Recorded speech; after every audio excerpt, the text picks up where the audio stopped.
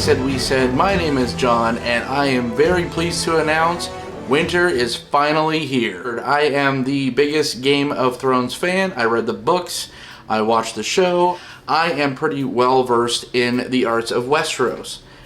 I'm actually even in my cups tonight. A couple fingers of whiskey to help me celebrate the return of the greatest show on TV, and that is Game of Thrones. Oh, it's good. Of course, a little backstory on this season. It is going to have monumental implications. It has so much hype. This is season 7 of 8, and season 7 is cut short to 7 episodes, which is very sad, but we do get a couple elongated episodes from what I'm told, but episode 1, Dragonstone, did not seem to be longer. The first scene actually starts us off with a cold open. I was very interested to see this. It appears to be a flashback of some sort with Walder Frey, that old great bastard, played by David Bradley so well.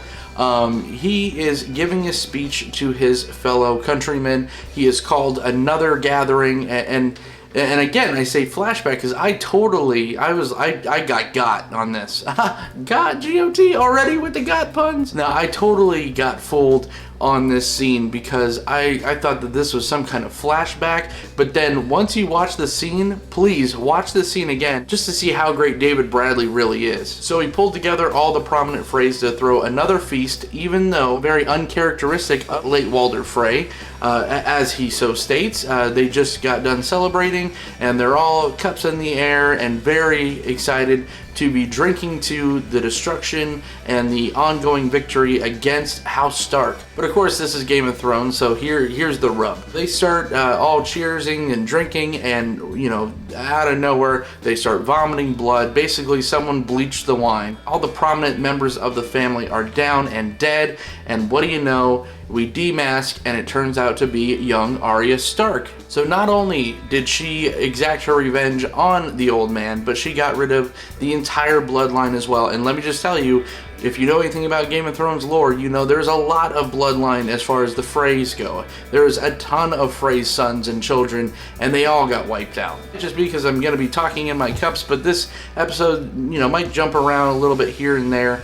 Just be forewarned. You get a cool tundra scene. We see this encroaching fog, and of course we know who is in there. And no, it's not the Mist with weird, stupid bug monsters. If you want to see a real in-depth, awesome review of Stephen King's The Mist on Spike TV, go ahead and click that link. But no, there is the army of the undead led by the Night King and the rest of the White Walkers marching through the snow coming down from the north, icy hammer to drop on the Southerners. And we also got to see what happened to the rest of the giants. Yeah, poor one, you know, God rest his soul. He wasn't the only giant left. Well, he was with a pulse, because we see that there are a couple of giants in the fold for the Night's King. So let's flash over to Winterfell. We have Jon Snow holding court still. Looked like the same meeting almost, but I guess it was another meeting, with his fellow bannermen, talking about just where they're going to proceed as far as wiping out this undead threat that's coming down for them. And we see Sansa sitting at the table, things going well, and then Sansa decides to pipe up and kind of put in her 2 cents from the peanut gallery and basically say that since the Umbers and the Karstarks turned against Jon and Stark household, join up with Ramsay and the Boltons, that those houses should just be completely eliminated. So Sansa definitely did learn some things from Cersei while in King's Landing. She wants to go full on Reigns of Castamere on some Umbers and some Karstarks, because she basically said they turned their banners against us, so we should just eliminate them. Well, Jon's gonna be a fair ruler. I mean, you think this guy would learn by now. What is it with Stark men in power? They give way too many chances and always wind up on a business end of appointee. Jon asks the new young Lord of the Karstarks and the new young Lord of the Umbers if they swear fealty. They bend the knee, you know, all is well at this time. But Sansa does kind of get in Jon's face and kind of ruffle his feathers, basically saying, listen, you need to listen to me, you know, Father was a great guy and Robb was a great man, but they were both stupid. They made stupid mistakes and they wound up dead. And you're going to go along this path and you're going to wind up the same way if you don't kind of harden up a little bit. Little does Sansa know that this is Jon's second go-around, so, you know, maybe dying a second time won't be as bad as the first. But Sansa also reminds Jon that they not only have enemies to the north, but they also have enemies looking at them from the south in the way of Cersei and Jaime and the new Lannister royal regime. Jon does a little bit less than shrug it off and basically sets his sights towards the threat to the north. We get Bran showing up to the wall.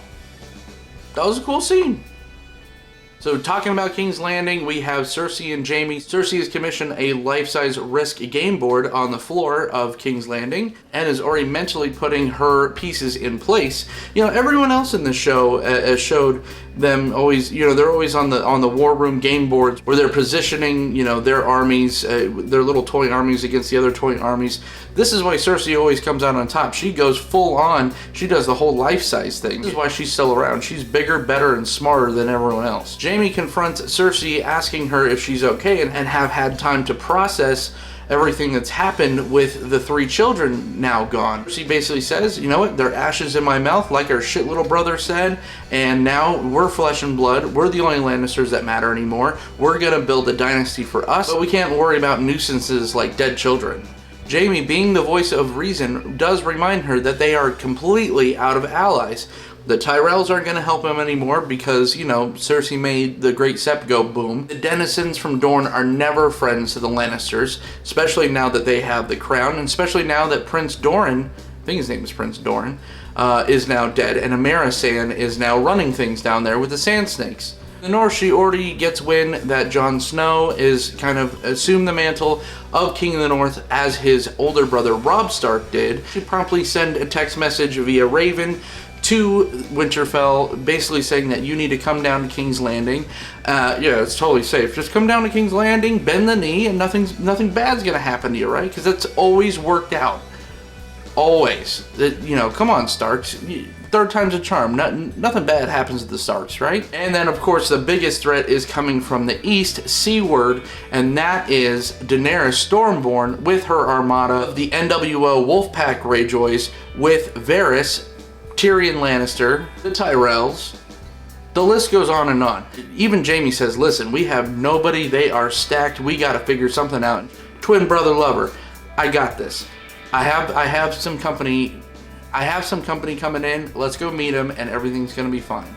Well, that company turns out to be Euron Greyjoy, and they have constructed the coolest ass looking ships ever on this show, and you know, and also they constructed them like that. So basically, there's nothing left on the Iron Islands but rock, because they basically made every man, woman, and child, and dog, and cat construct these gigantic, awesome squid metal-looking boats, complete armada for the Ironborn in the span of like a week. So that was very impressive. They must be using the same kind of time techniques that Varys uses to travel from Essos to Westeros. But Euron comes in and he is he's just a cad. He just goes up and he he basically says that he just wants, you know, as a young kid, he just wanted to marry the prettiest girl in the world, and he's laying it on thick to our new queen psychopath, much to the dismay of twin brother lover.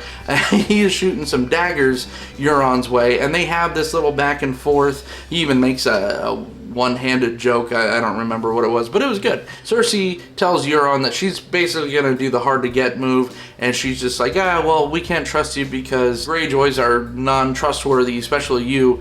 So he goes and basically says that he wants to give her a gift because she is a nice lady, and he wants to win her hand in favor. He will return to King's Landing with this said gift. I have a couple theories on what this gift is, and no spoiler alert. Yeah, I read all the books, but we're light years ahead. This is just speculation, no spoilers ahead. He's gonna go grab one of the dragons from Daenerys, trap it somehow. He might have a certain item, which does get a little bit into the book spoilers, which I'm not gonna talk about here, that he could use to procure one said dragon. I don't know. He might go capture one. He might, you know, capture and kill it and bring it to Cersei. I don't know, but I have a bad feeling that our trio of dragons might be down to 2 very soon. Sam is in Old Town. He has the shittiest jobs ever, no pun intended, but we get a nice little kind of Edgar Wright Shaun of the Dead scene where it's just a lot of close-ups of him, you know, feeding people gruel, and then, you know, him cleaning out the chamber pots, and basically it looks like the same food that's going in that he's picking up from the chamber pots, so, you know, you don't wonder why they're kind of having this kind of inconsonance. You know, he's also putting away books. He's also helping the Master Maester do autopsies and then doing the nasty cleanup. Sam's not having a good time in Old Town, but he does see some cool books in the kind of restricted section, like you used to see in video stores behind the corner that you know you weren't supposed to go to, but you did. He grabs the key to the off-limit section. He grabs some books just to kind of dig deeper and see if he could find out anything that will be helpful to Jon with destroying the White Walkers. One day on his chamber pot collection duty, he stumbles upon a very scaly, stony looking arm, and you know, I don't think there's any spoilers. I had closed caption on because my wife she can't really understand the crazy accent sometimes, so, you know, it even said Jorah was talking, so, you know, spoiler if you didn't pick that up, the weird creepy scaly hand is Jorah Mormont. He is kind of locked away in the Citadel, you know, just to kind of keep him quarantined. But my wife had a good point. She said, should he be touching the chamber pot of someone with grayscale like that? Yeah, probably not. And it's not like they had latex gloves in the Citadel. So let's talk about Sandor Clegane, the Hound. He's kind of riding dirty with the Brotherhoods Without Banners, Boros of Myr, and a very alive Beric Dondarrion. They're kind of cruising through looking for shelter. They find a farmhouse, which Sandor doesn't look too happy to kind of want to take shelter in. This was kind of a deep cut. This was kind of a flashback to a couple seasons ago, I believe season 3, while we were having the Hound and Arya buddy cop show. They went to this farm earlier, and Sandor kind of mugged the guy, the farmer. He took his stuff and kind of left him for dead while wounding him, and we saw that unfortunately that did wind up claiming his life. Maybe, you know, he took everything he had, or, you know, he just injured him to the point where he couldn't really work as much anymore, and his young daughter wound up meeting the same fate as well. Thoros or Boros? I don't know, I played too much Magic. Thoros of Myr kind of states that it looks like the dad kind of ended the suffering for the young daughter. Very touching scene, and you can tell that this really starts to sink in to the Hound's, you know, rusty black soul. Kind of wakes something up in him. And especially after kind of cruising around with Beric Dondarrion and his sabbatical with Ian McShane's character, with the Seven doing the whole, you know, church building thing, Sandor's his heart's kind of warming up, and he's kind of being a little bit more remorseful. And, you know, he's still very skeptic, and he's very annoyed with all this religion. But then, you know, Thoros basically says, hey, why don't you come take a look at the flames? And to say that to Sandor Clegane, that's never a good idea with a guy with half of his face burned off. But he goes and he sees the wall in the flames, and he sees the dead coming. So he's starting to kind of become a believer. So he goes and he takes the farmer and the deceased daughter, and he buries them out front, trying to say the prayer of the Seven very very unsuccessfully, but the gesture was still there. And around this episode out, we have the homecoming scene of Daenerys. It's taken to episode 70 to land on Dragonstone, the home of Targaryens on Westeros. She kind of goes down, feels the sand, and the rest of the episode is just 10 minutes of no dialogue, of her just kind of making the journey up. And it's kind of interesting too, because she kind of sees, and I don't think we saw this before in the earlier seasons with Stannis, that there is kind of like a little throne room. It almost looks like a little, you know, iron throne, but it's like a stone throne. And she just kind of bypasses that, even though all the trailers for this season shows her sitting down on that said throne, but she just kind of bypasses it, goes straight to the war room again with the risk board, and just right away, the only dialogue we get from Daenerys, she says, let's get started. That is the first episode of Game of Thrones for season 7. Dragonstone. Oh, so glad that this is back. This is no, Battle of the Bastards or Hard Home or Winds of Winter. This episode was just kind of a nice reintroduction. It was a nice quiet before the storm, before the shit hits the fan. Although there was quite a bit of shit in those chamber pots. So that's it. I hope that you guys join me again next week for episode 2 for season 7.